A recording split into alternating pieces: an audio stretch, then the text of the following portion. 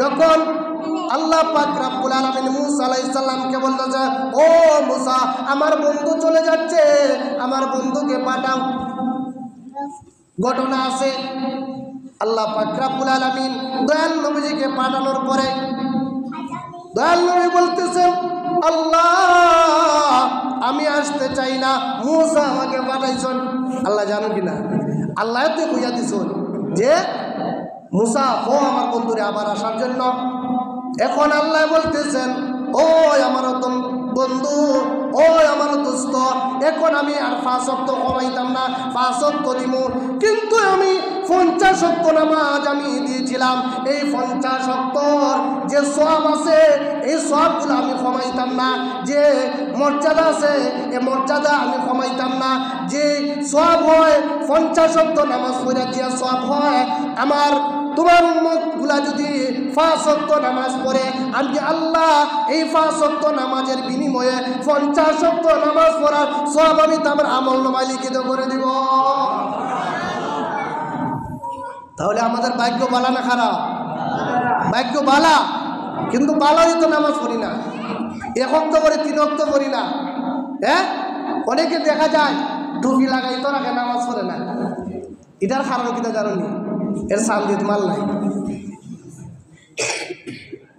আমার কথা বুঝছেন না? সান্দিত মাল নাই, মাল নাই বলতে চুল নাই। এ মাথার চুল না থাকার কারণে সুন্দর লাগে না, আবুল মাল লাগে, বুঝছেন নি? এই কারণে চুল নাই বললে আর টুপি লাগাই রাখে, এটা হলো সাইনবোর্ড, লোক দেখানি। এই জন্য আল্লাহ কোরআনের মধ্যে বলেন, ও দুনিয়ার মানুষে, আকিমুস সালাতা লিযিকরি, তোমরা যদি কোনো ইবাদত আল্লাহকে না দেখানোর জন্য, তোমরা মানুষকে দেখানোর জন্য তোমরা ইবাদত করো, এই ইবাদতগুলা দুনিয়ার মধ্যে থাকবে, মানুষের মধ্যে থাকবে, কিন্তু এই ইবাদত দিয়া কখনো বেহেশতে যাইতে পারবে না। এই ইবাদত দ্বারা, এই নামাজ দ্বারা, এই পাঞ্জাবি দ্বারা, এই টুপি দ্বারা, তুমি যতই পাঞ্জাবি লাগাইয়া চলো না কেন, যতই টুপি লাগাইয়া চলো না কেন, যতই দাড়ি লাগাইয়া চলো না কেন, এর দ্বারা কোনো তুমি জান্নাতে যাইতে পারত না।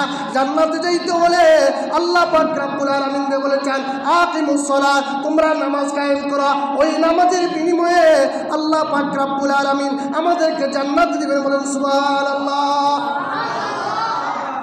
আল্লাহ পাক রব্বুল আলামিন আমাদেরকে জান্নাত দিবেন, কিন্তু জান্নাতে যাইতে হলে চাবি লাগে। as-salatul miftahul জান্নাহ, আল্লাহ জান্নাতের চাবি বানাই দিয়েছেন নামাজ। কেনটা সেটা দাও, ওয়াজ করে দেব, ঠান্ডা লাগে না গরম লাগে? বুঝছি, কুকা মনে বুঝছি। এখন কথা হইল, আমরা আজকে যেভাবে আমরা আমাদের উদ্দেশ্য কি, আমরা দয়াল নবীজির ভালোবাসা, দয়াল নবীজি মেরাজ দিয়েছিলেন, এই জন্য আমরা মেরাজ পালন করার জন্য আমরা কি করছি, মসজিদের মধ্যে এসেছি। ইবাদত হলো আমাদের উদ্দেশ্য। আজকে জানবো আমরা এই রাতে আমাদের জন্য কি আনছেন, নামাজ আনছেন। আমরা সিন্নি খাইবার লাগে আইছে না, না এগুলা জানার জন্য আইছি। আজকে মেরাজের রাত দে, এগুলা জানার জন্য আইছি না? তাহলে জানতে হলে মানতে হবে, মানতে হলে সঠিকভাবে মানতে হবে। কি মানতে হবে? আজকে দেখাইছেন, এখানের মধ্যে লাভ হবে না খাসতে হবে।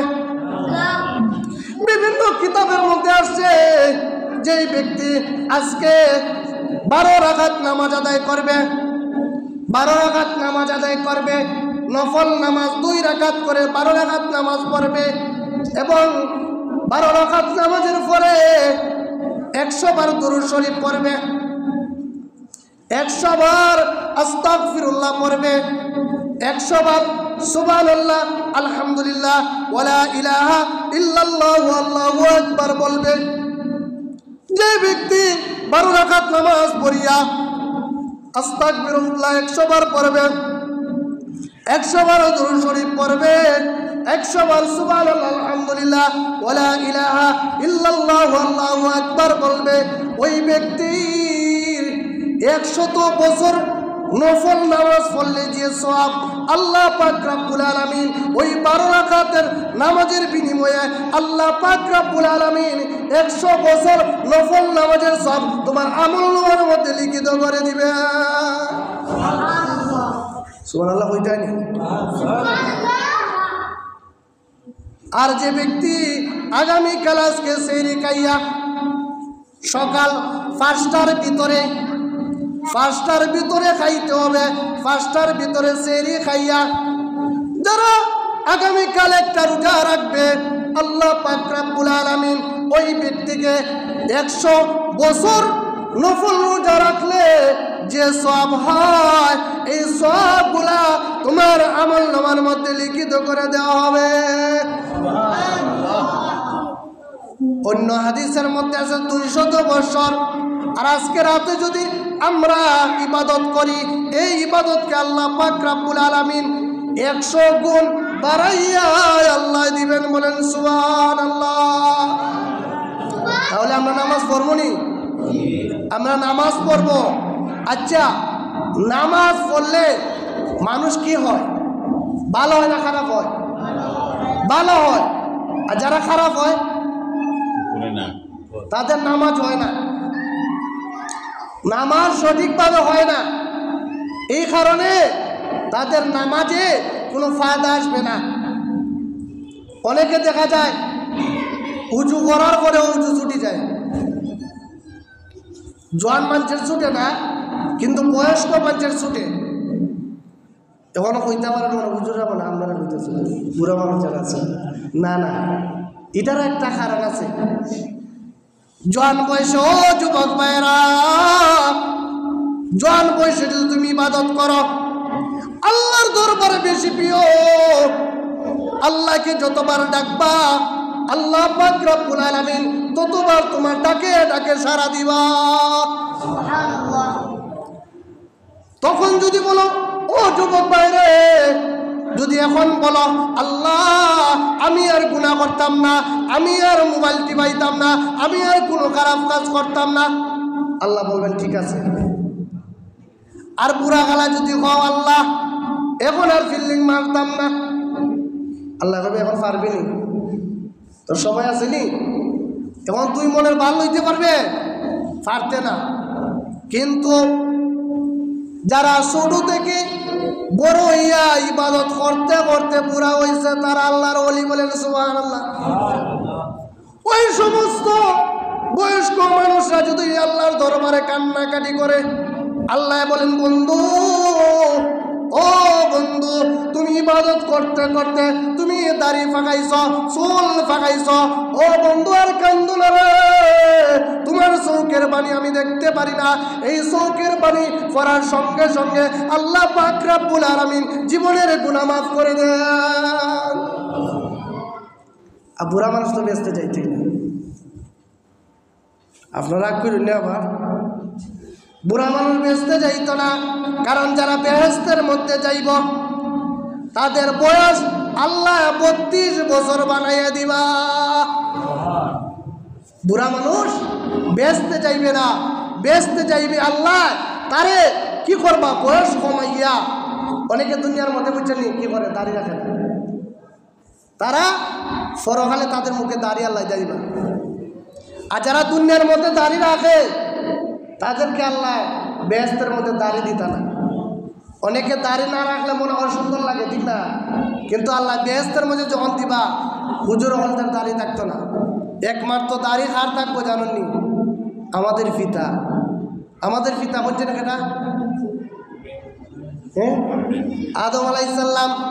আদম আলাইহিসসালামের একমাত্র দাড়ি থাকবে, তাছাড়া কেউ দাড়ি থাকবে না। খানা মানুষ বেহেশতের মধ্যে যাইত না, কালো মানুষ যাইত না, ল্যাংরা মানুষ যাইত না। আল্লাহ পাক রব্বুল আলামিন তাদেরকে সব বডিরে পরিবর্তন করে সুন্দর করে আল্লাহ বেহেশতের মধ্যে দিবে। এই জাহান্নামে নামাজ তো আনছেন মহব্বত হইয়া, এটা কিছু কিছু হইয়া শেষ করে দিবি। তারপরে জাহান্নামের মধ্যে গেলা, জাহান্নামের মধ্যে যাওয়ার পরে দেখুন অনেক মানুষের জিব্বা খাসিদা কাটা হইতাছে, জিব্বা খাসি দ্বারা কাটা হইতাছে। যে মানুষে ওয়াজ করে আমল করে না, যে মানুষে অন্যজনে উপদেশ দেয় সে মানে না, ওই মানুষের জিব্বা খাসি দ্বারা কাটা হইব। এখন শুধু আলিম না, মুসল্লির মধ্যেও যারা ওয়াজ করে না, দোকানের মধ্যে ওয়াজ করে, ওই বন্ধ গিয়ে ওয়াজ করে, কেউ নামাজ পড়ে না, আসেন জানি তাদের জিব্বা কাটা হইব।